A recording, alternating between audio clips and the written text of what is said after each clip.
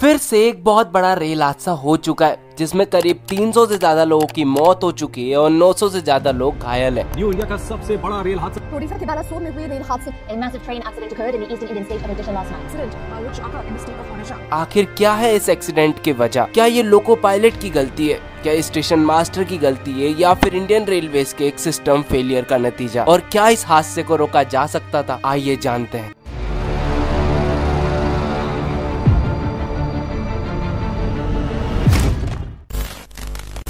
2 जून 2023 करीब शाम के 7 बजे कोरोमंडल एक्सप्रेस भानागा बाजार पहुंचने वाली होती है। भानागा बाजार स्टेशन पर ट्रेन का कोई स्टॉप नहीं होता है और ट्रेन को अपनी फुल स्पीड में भानागा बाजार को स्किप करने का सिग्नल मिला होता है। शाम के करीब 7:15 बजे जैसे ये ट्रेन भानागा बाजार रेलवे स्टेशन पर पहुंचती है और ये एक मालगाड़ी से 128 किलोमीटर प्रति घंटा की रफ्तार से टकरा जाती है और ये इम्पैक्ट इतना बड़ा था कि कोरोमंडल एक्सप्रेस के सारे डब्बे पटरी से उतर जाते हैं और डाउन ट्रैक से जा रही बेंगलोर हावड़ा सुपरफास्ट एक्सप्रेस के पीछे के 3 डब्बों से टकरा जाते हैं। दरअसल इन दोनों ट्रेन्स में मॉडर्न टाइप के कोचेस लगे हुए थे, मतलब इन दोनों ट्रेन्स में एलएचबी कोचेस थे, ना कि आईसीएफ कोचेस। एलएचबी कोचेस की ये खासियत होती है कि कोई भी इम्पैक्ट के टाइम या फिर जर्क के टाइम ये एक दूसरे के ऊपर चढ़ते नहीं है और इम्पैक्ट के टाइम कई बार ये ऑटोमेटिकली अलग भी हो जाते हैं। बट आईसीएफ कोचेस में ऐसा कोई सिस्टम नहीं होता। इम्पैक्ट के टाइम आईसीएफ कोचेस एक दूसरे के ऊपर चढ़ जाते हैं। तो अगर इन ट्रेन्स में आईसीएफ कोचेस लगे होते तो अभी जो डेथ्स के आंकड़े 300 प्लस है वो कहीं ज्यादा होते। ये एक्सीडेंट शाम के टाइम हुआ था और उस समय उस एरिया में विजिबिलिटी बहुत कम थी, लेकिन जब सुबह ड्रोन से देखा जाता है और सामने आता है कुछ ऐसा भयानक मंजर।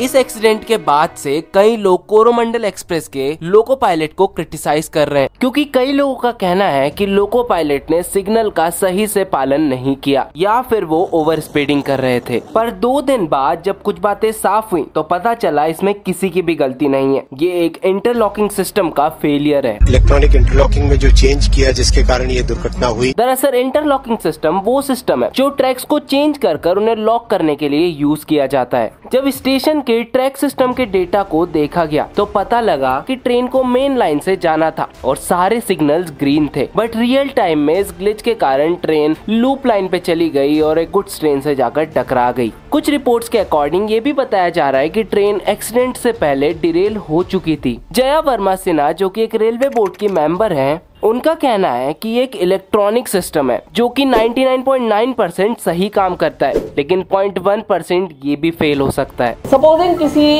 व्यक्ति ने वहाँ पे आसपास कुछ खोद दिया बिना ये देखे कि वहाँ पे केबल जा रहे हैं कि नहीं जा रहे हैं, पॉसिबल है कि केबल कट जाए, कोई शॉर्ट सर्किट हो गया। मतलब 99.9% कोई फेलियर नहीं होगा, पर 1.1% चांस मशीन में फेलियर का होता है। दरअसल कोरोमंडल एक्सप्रेस जिस मालगाड़ी से टकराई थी उसमें आयरन ओर भरा हुआ था। तो आयरन ओर इतना स्टेबल और उसकी सेंटर ऑफ ग्रेविटी इतनी स्टेबल होती है कि वो नहीं हिली तक नहीं, उसमें थोड़ा बहुत इधर उधर हुआ पर वो हिली नहीं। और जब ये टक्कर हुई तो मालगाड़ी को ज्यादा इम्पैक्ट हुआ ही नहीं। दरअसल कुछ रेलवे एक्सपर्ट्स का ये भी कहना है कि अगर ये सिस्टम फेल हुआ था तो जो सिग्नल मेन लाइन पर ग्रीन थे उन्हें रेड हो जाना चाहिए था या फिर येलो होकर कुछ इस तरह से लोको पायलट को लूप लाइन पर जाने के लिए सिग्नल देना चाहिए था, पर ऐसा कुछ भी नहीं हुआ और इस एक ग्लिच के कारण ये इतना बड़ा हादसा हो गया। और ऐसा भी नहीं है कि ये ग्लिच पहली बार हुआ है। 2005 में वडोदरा में साबरमती एक्सप्रेस गलती से लूप लाइन पर चली गई और वहां खड़ी मालगाड़ी से जाकर टकरा गई थी।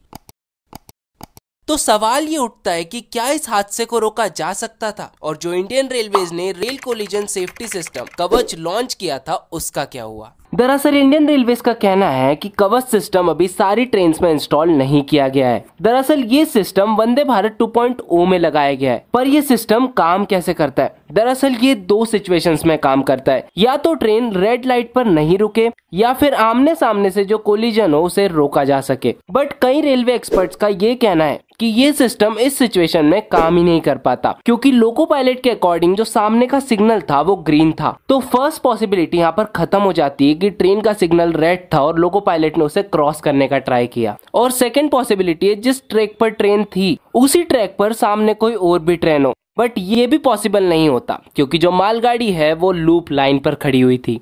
और मान लो जैसे ही ट्रेन ने ट्रैक चेंज किया और लूप लाइन पर आई और तुरंत अगर कवच डिटेक्ट भी कर लेता तो भी ट्रेन की जो स्पीड थी वो 128 किलोमीटर पर आवर थी। और इतना टाइम नहीं था कि अगर ट्रेन में इमरजेंसी ब्रेक लग जाए तो ट्रेन को सेफली रोका जा सके।